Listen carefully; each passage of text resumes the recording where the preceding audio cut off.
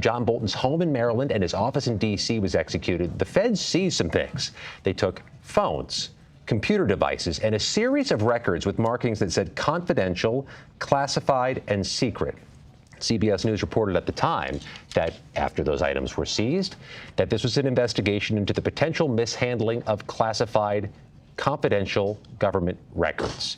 What records? That certainly has not been specified due to the nature of them being classified. But John Bolton, through his attorney, has consistently, unambiguously denied any wrongdoing in this case.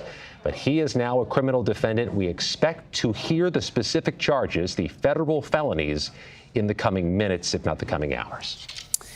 So, Scott, there's been a lot of history about lawmakers who've taken documents home, and maybe we don't have to review the whole history, but there has been a former national security advisor, Sandy Berger, who was also charged for taking classified documents out of the White House. Of course, we had the situation with former President Trump, now, of course, President Trump, and then, of course, former President Biden.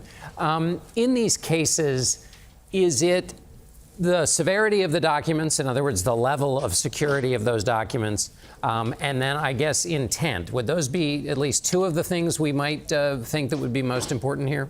That second component is critical. Was there a criminal intent in possessing documents unlawfully or obstructing the attempt to retrieve those documents? You'll recall in the Trump case in Fort Pierce, Florida, at Mar-a-Lago, there was an allegation he obstructed a very prolonged effort to get records back from him.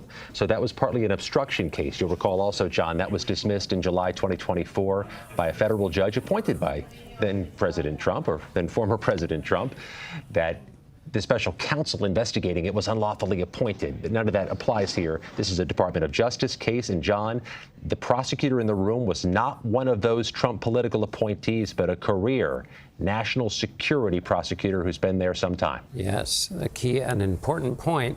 Let's turn now to Chief White House correspondent Nancy Cordes. Nancy, your reaction to this?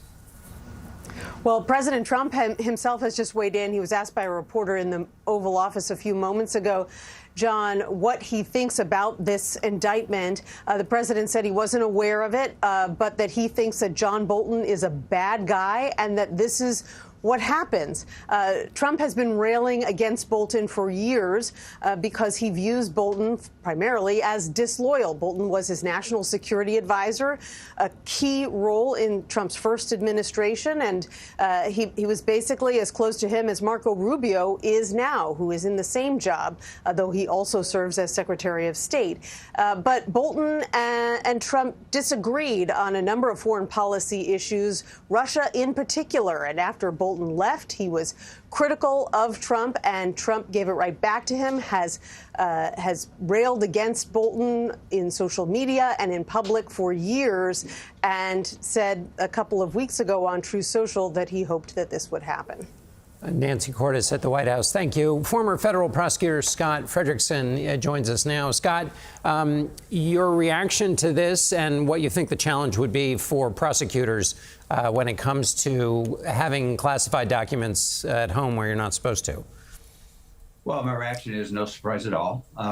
We certainly have seen reports coming after the search of his home and office in August of this year, and the return of the affidavit in court that was partially unredacted that indicates he was in possession of classified documents. There's classified documents, there's classified documents. His defense attorney has said, look, these documents date back to 20 years, and most of these were approved. There seems to be three buckets the government was investigating. One is, did he possess classified documents that they found at his home and his office?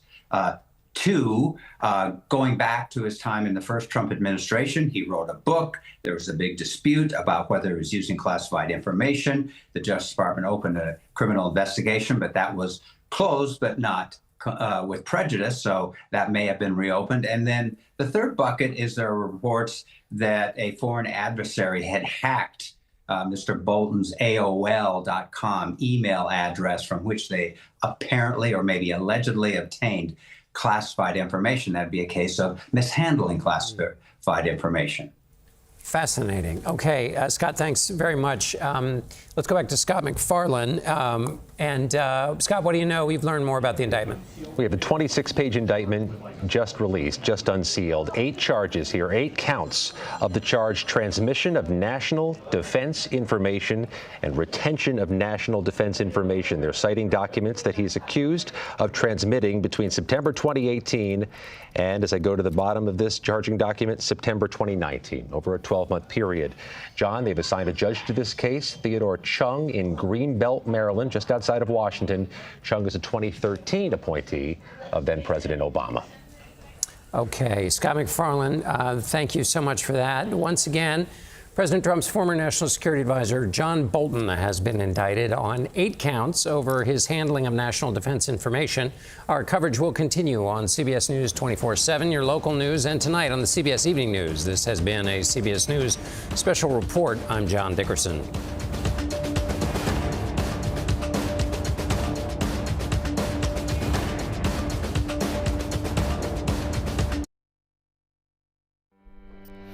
We continue our breaking news here on CBS News 24/7. A grand jury in Greenbelt, Maryland just indicted President Trump's former national security advisor, John Bolton. This comes after court documents made public last month showed that Bolton was under investigation for a potential mishandling of classified information. So I'm going to go live now to CBS News legal contributor Jessica Levinson with more on this. We just heard about the indictment. Let's talk more about the scope of this. What does this all mean?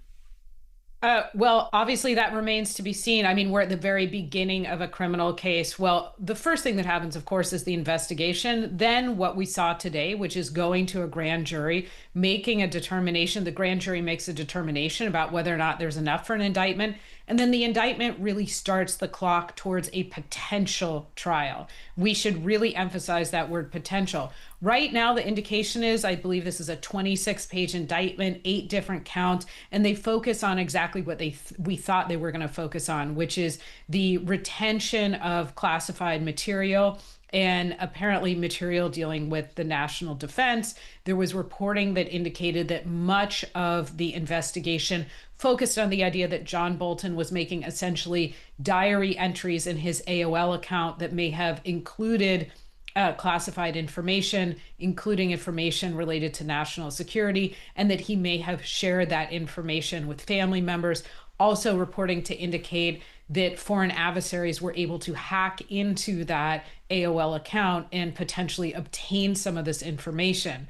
So right now, that's kind of what we know. I will also point out that there's some indication that this case so far, even above and beyond the idea that we're looking at different crimes, looks different from the cases against Letitia James and James Comey, in that right now, in what we know indicates that career prosecutors were the one who went to the grand jury and said, here's our case. Do you think there's enough to indict? Whereas when it came to Letitia James and James Comey, indications were that the personnel in the Eastern District of Virginia essentially had to change over before that case was brought, that President Trump, in fact, appointed one of his personal attorneys to lead those cases, and that she was the one, Lindsay Halligan, who essentially either presented the case to the grand jury in the case of Letitia James, or was the only person to sign the indictment in the case of James Comey.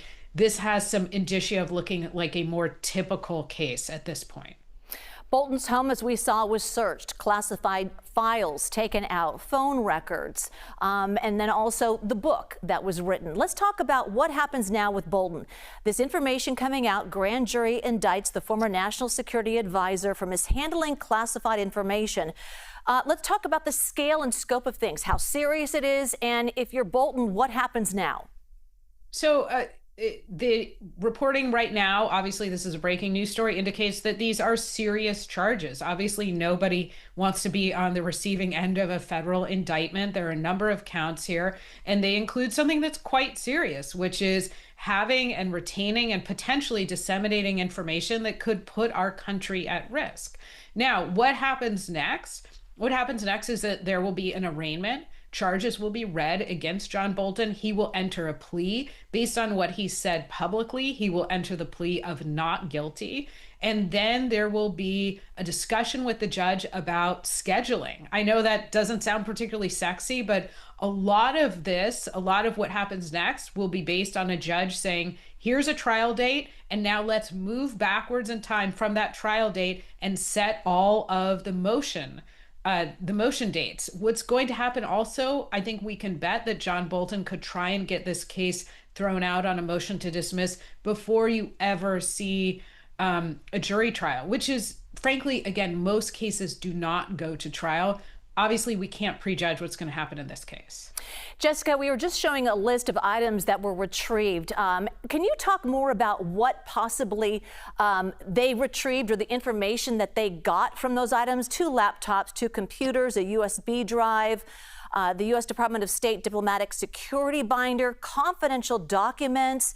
What entails information from that?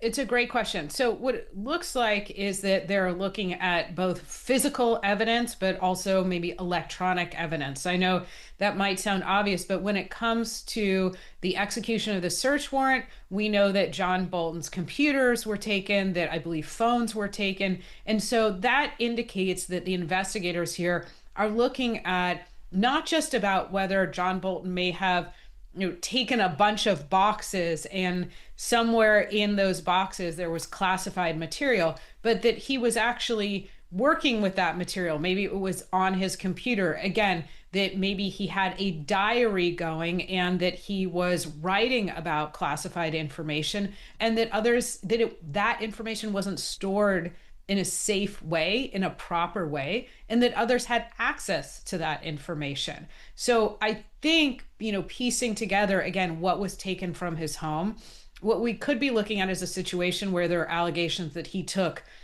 folders, took documents that he should not have taken and retained those. And again, we're speculating here, but in addition, that there's a lot of information based on what he might have been writing in his emails, what he might have been writing on his computer outside of emails, and obviously what was on his phone as well. I think we can all guess that those things together will form the basis of this case as it moves forward. And let's remind everyone, John Bolton served as National Security Advisor in Donald Trump's first term. He left the role after 17 months amid disagreements about Middle East policy. Trump said he asked Bolton for his resignation, but Bolton said he offered his resignation. And then after his departure, Bolton wrote a book about his time in the Trump White House. It is titled The Room Where It Happened, and it was very critical of President Trump. The first Trump administration tried to stop the publication, arguing it contained classified information. Bolton has denied any wrongdoing. So this has clearly been something that's leading up to today's indictment. But that is quite a lengthy list, and he has quite the history with President Trump. Well, he does. And so what looks similar from this case to the other indictments that we've seen recently is that John Bolton has been, I think, a political enemy of the president for quite some time now. And I think you laid out all the reasons why that has been the case. All right, Jessica Levinson, thank you so much for your insight on this important day. Breaking news now. We're going to continue this. The Takeout with Major Garrett is next. You're watching CBS News 24/7. John Bolton indicted. In the first Trump term, he was National Security Advisor number 3. There were 4, you might remember. Then he became a perceived enemy. Now he faces federal charges. Trump and Putin plan another summit to end the Ukraine war. Location, Budapest. Date, unknown. Actually on the calendar, President Zelensky at the White House tomorrow. He hunts deer, owns handguns, quotes the Bible, and leads crowds in singing America the Beautiful. He's running for governor of Iowa. Meet Democrat Rob Sand.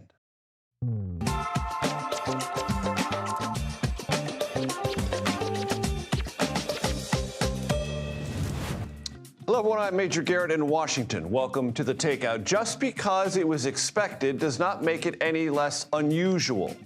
The Trump Justice Department indicted John Bolton today over alleged misdeeds that could have, in part or in full, been prosecuted during the first Trump term. The charges, as so far as we know them, relate to classified documents in Bolton's possession, part of a book he wrote, and an AOL email account. Yes, an AOL email account. They're still around, though they're not nearly the rage they once were. Bolton will, of course, get his day in court. He joins other perceived enemies of President Trump in federal legal jeopardy. Former FBI Director James Comey and New York Attorney General Letitia James.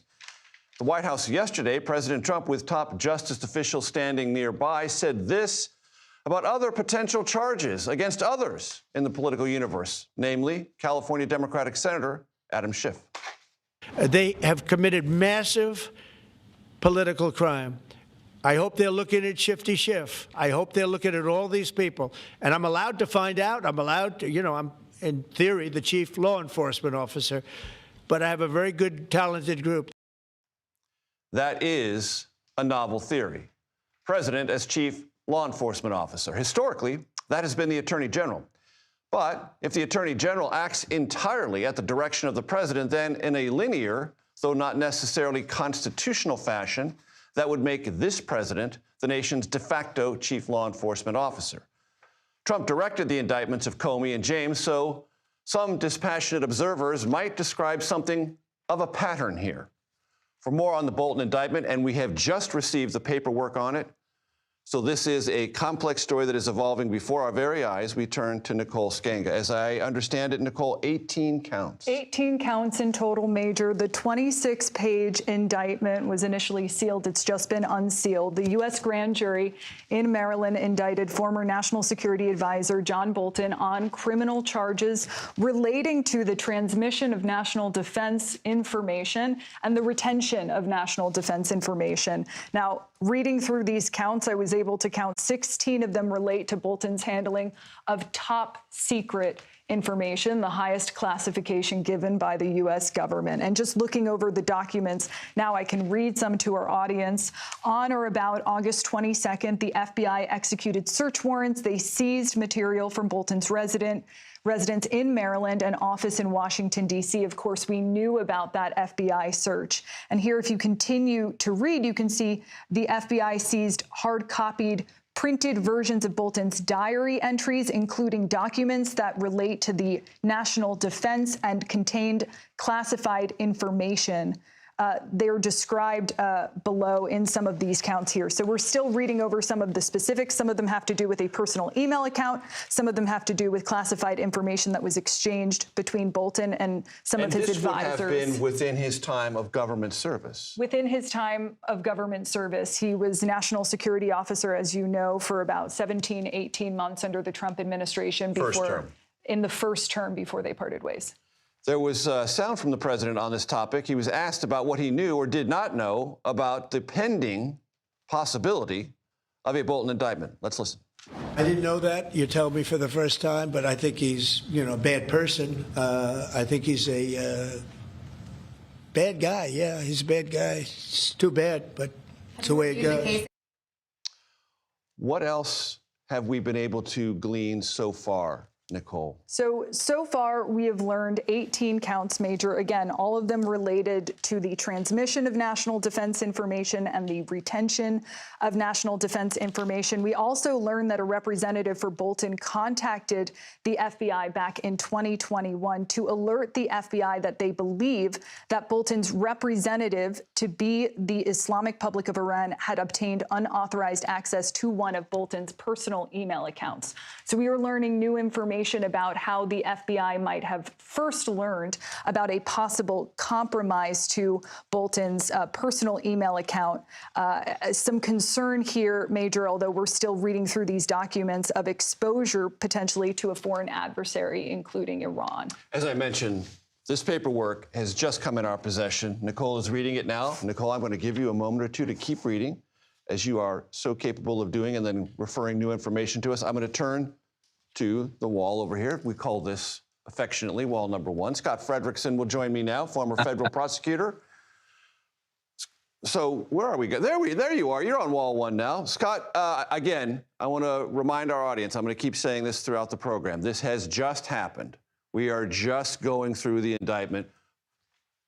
Taking that on board, what are your initial observations? Well, the fact of the indictment is no surprise. We all knew this was coming. It all depends on the details and the facts. There are thousands of instances of classified documents that end up in former government officials' hands, if you will, or at their homes, and they're never charged. The difference is, what's the level of classification? If they are top secret, that's the highest level. That's very serious. What proof of intentionality is there that Mr. Bolton intentionally, knowingly mishandled this information? What we know leading up to the indictment is that the government seemed to be focusing on three buckets. One was stemming back to his original time during Mr. Trump's first term as president. Mr. Bolton wrote a book, and there was a large dispute with the Trump administration of whether he was using classified information. A criminal investigation was begun, but kind of petered out. There was a civil lawsuit, and that was resolved. The second bucket is documents that were seized at Mr. Bolton's Bethesda, Maryland home. That's why the indictment's in Maryland, and at his office in Washington, D.C. Were there top secret documents there that he had in his possession? We don't know if that's the subject of the indictment. And the third part is interesting. Apparently, Mr. Bolton was using an AOL email account, and apparently or allegedly had information, classified information on that account that was hacked and intercepted by a foreign adversary. We don't know if that's part of the indictment yet. You mentioned the key word, which I've heard communicated many times in this general sphere of prosecution: intentionality. What did you know, and what did you willfully defy in terms of your handling of classified information? Walk my audience through how important that is.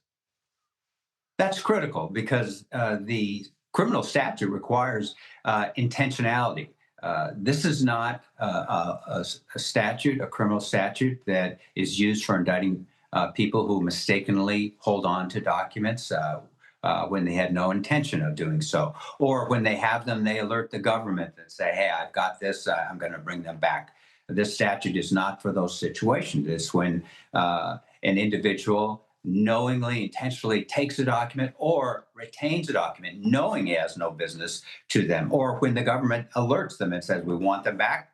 And that was the case with former President Trump in his first term, allegedly, and he refused. So intentionality is required here, and prosecutors don't take cases unless, and they shouldn't, unless they can prove by circumstantial evidence or otherwise that this individual knew what they were doing and intentionally kept or retained highly classified documents.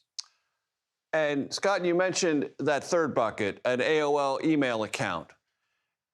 Historically, can you be prosecuted if someone hacks your account, or is it prosecutable just if you had something deemed classified, top secret or otherwise, in what the government regards as a less than secure email place?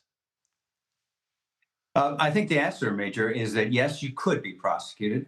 It just depends, again, on what proof there is of your knowledge that, say, you were using an unsecure website. So if you're the national security advisor, you bring home highly classified, top secret documents, or that you use them or refer to information in them on an unsecure website, you're subject to being indicted. But again, it all depends on the facts. But every government official is schooled on how this works. And when you're dealing with the highest classified documents, you have no business putting them on or putting information contained in them on an insecure website such as AOL.com.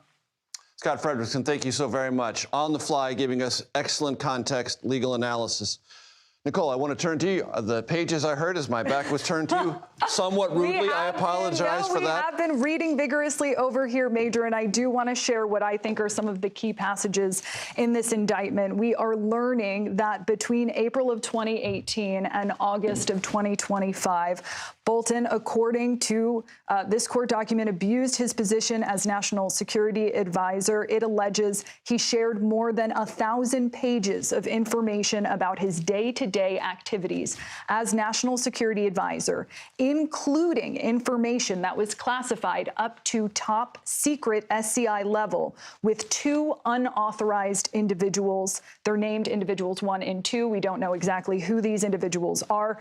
He also unlawfully, according to the indictment, is accused of retaining documents, writings, and notes relating to the national defense of the country up until top secret SCI level at his home in Maryland. Interestingly enough, while he was serving as National Security Advisor between April 2018 and September of 2019, he's sent these diary-like entries on almost a daily basis. He used a personal non-government email, such as emails hosted by AOL and Google, the indictment says, to email information classified up to top secret level. At no point did he have the authorization to store or transmit the classified information that he sent to these 2 individuals, or even to store them. And then this is interesting. This is what we touched on earlier, Major. At some point in September 2019, between September 2019 and July 2021, a cyber actor believed to be associated with Iran hacked that personal email account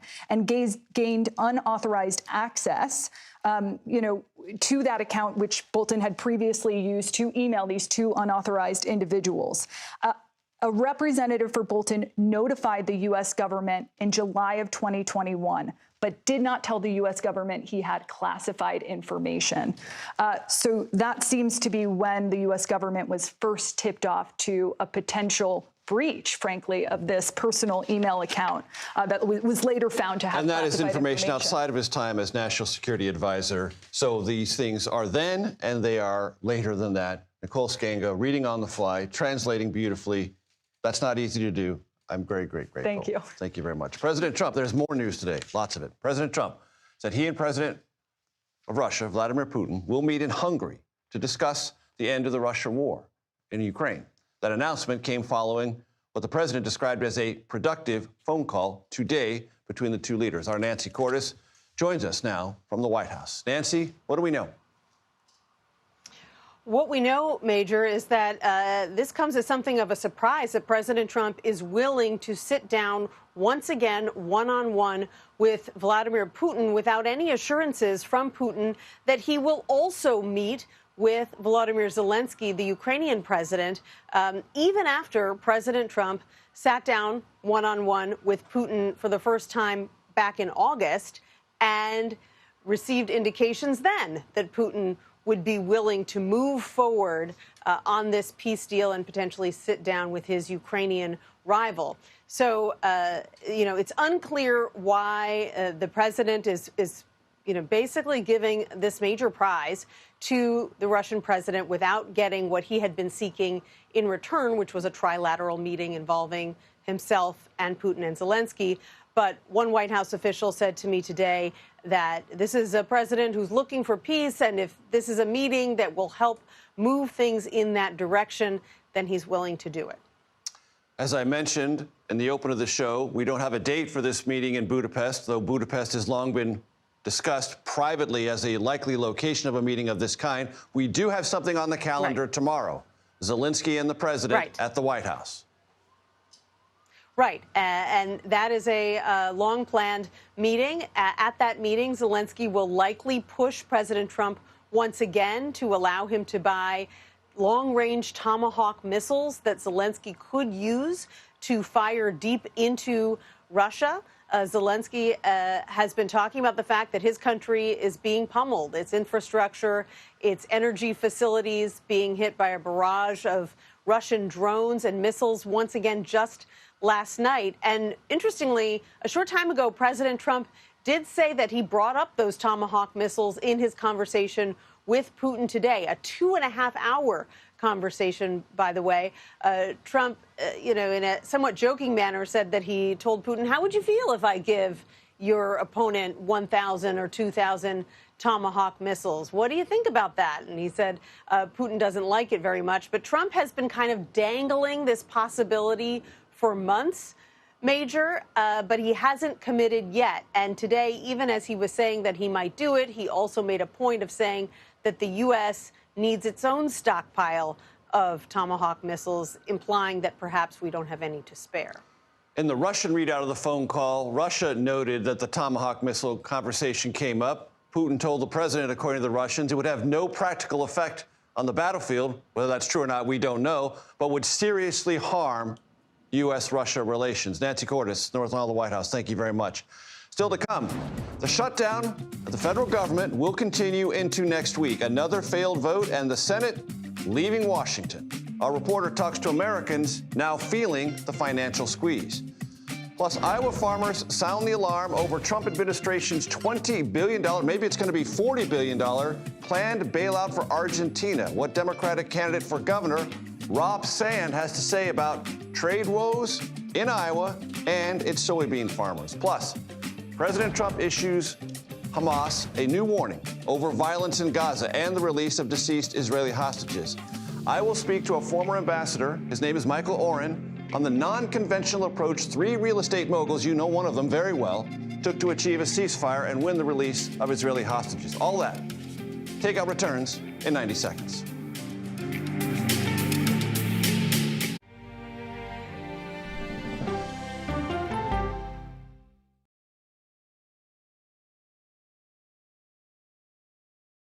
Clearly fun. Smart. Clearly uplifting. Clearly CBS Mornings. On Face the Nation, you try to separate the noise from the news. You need to be able to have an actual conversation. The CBS Evening News. In-depth reporting. We took a look at first-time homebuyers. Do you think it's more of a seller's or a buyer's market right now? Grab this. How do you squeeze 4 years of medical school into 3? The CBS Evening News. Go to the ends of the earth. A great adventure together. Come on in. And reach for the stars. We'll hit the heights. Bingo. Because there's always something new under the sun on CBS Sunday morning. I'm Natalie Morales. Listen to 48 Hours NCIS wherever you get your podcasts. Oh, wow. Look at this. Let 60 Minutes take you on a private tour of the National Archives. So there may be treasures like this buried in boxes. Historical secrets from America's past. So this is original from 1778?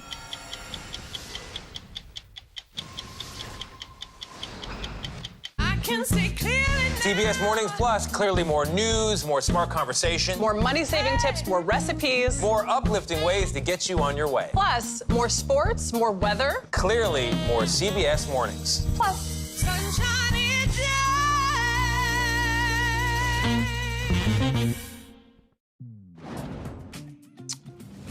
Welcome back to The Takeout. The Senate today failed for the 10th time to advance a Republican-drafted bill to end the government shutdown. Another measure that failed today in the Senate, a long-term Pentagon funding bill. Caitlin Huey-Burns joins me now from Capitol Hill. Caitlin, let's set aside for just a second the stall and talk